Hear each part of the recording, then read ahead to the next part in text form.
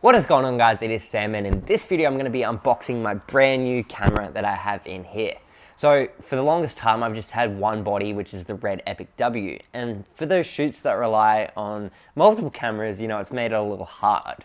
So I've had to have second shooters or borrow a camera off someone or even hire one every now and then. So with Black Friday deals, I saw something that I just couldn't refuse. So I know what you're thinking, what camera could keep up with the Red at a good price? And I've used this camera a little bit before. I've also used the older version in the past, and I was actually contemplating switching to this camera system instead of the Red after the 1DX Mark II.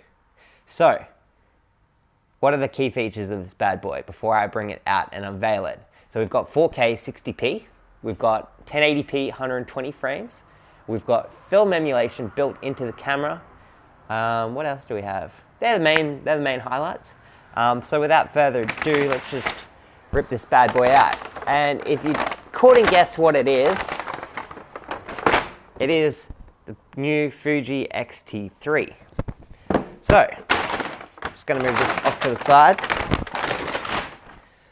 So, in this video, I'm gonna be unboxing this bad boy, but I've also got in the bag everything else that you need to get it up and running. So I'm gonna go through all of that, what I purchased, so I can shoot pretty comfortably. Yeah, so just open it up like this, and in the box we have little caution label, some manuals and stuff. Yeah, this camera also has Wi-Fi, as you can see here. So that is awesome because I've never had that in a camera. And right away you just get unveiled with the body, which is so nice and small. It's awesome for travel. That's the one thing I don't like about the Red. The Red image is amazing and it's probably hard to compete with, but lugging it through airports, trying to go on like a hike with it, go to all these cool remote locations, it is an effort. Big heavy backpack.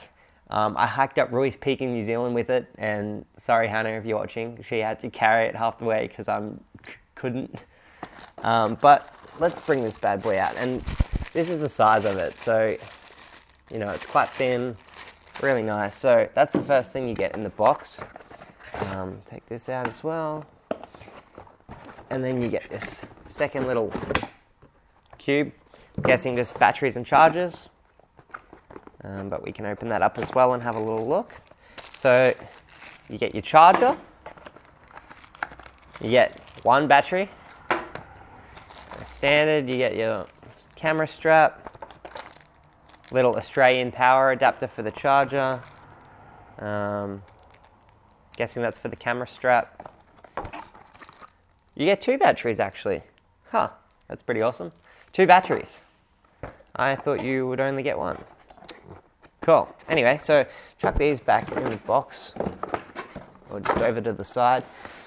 What else did I pick up to start shooting with? So with the Black Friday deals, SanDisk cards were insanely cheap, so I picked up two 128 gig SD cards of the Extreme Pros, because this is dual SD slot, so that's good. I didn't think there'd be two batteries, so I actually picked up a lot up, like extra ones. So I've got 1, 2, 3, 4, 5, 6. I've got 6 batteries, which is pretty cool. Also picked up a dual charger for them. So with the extra charger, it'll take 2 runs to charge all my batteries, and that should be more than enough for a full wedding day. And lastly, the only lens I have for it now is the 23mm f2.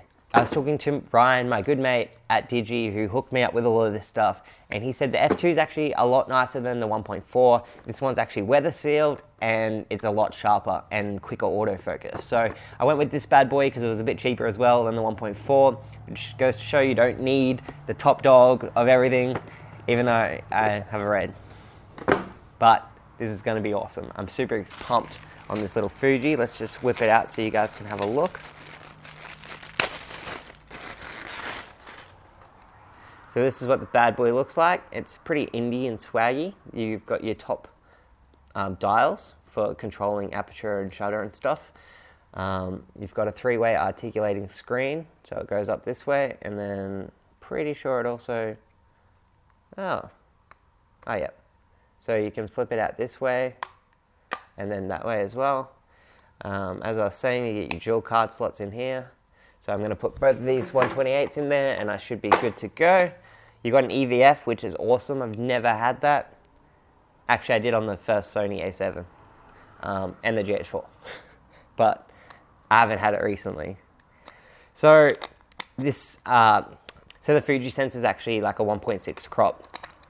So this lens is basically a 35 full frame equivalent. I'm actually really digging the Super 35 like 1.6 crop, because when I shoot on the Radiant 6K, it crops into that, and I actually really like what it does to like people's faces and how it like compresses stuff. I actually really dig it now. You feel like you're like closer with someone, and because you're on a wider lens and you're up tighter, you actually feel like you're with them a bit more, and that's what I love for wedding interviews, when you're like right in there and you get a sense of the emotion. So this will be good for that as well. And the last thing I'm going to talk about with Fuji is their lenses are amazing. So I'm super pumped to check this one out, but their IS on lenses is so good. My friend was telling me that Fuji used to make like all the image stabilization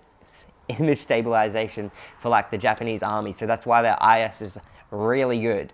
So if you ever get the chance to check out their IS, it is insane. I was tossing up between this and the XH1, but this one has 4K 60 and the XH1 has IBIS. So if you're in two minds about them, that's the trade-off. The XH1 also has a bigger grip, so it's easier to hold. I quite don't really like how small this is, but it's going to be awesome for travel. Let me crank this lens out too and put it on for you guys. What do we got? Guessing that's like a little lens pouch. You get your little warranties or user manuals. So this is how tiny the lens is. So as you can see, it is quite small.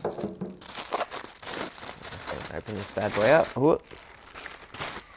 And it, in contrary to like other lenses, it actually, in contrast, it's bigger at the bottom than it is at the top, which is quite a bit weird design, but yeah. Chuck it on.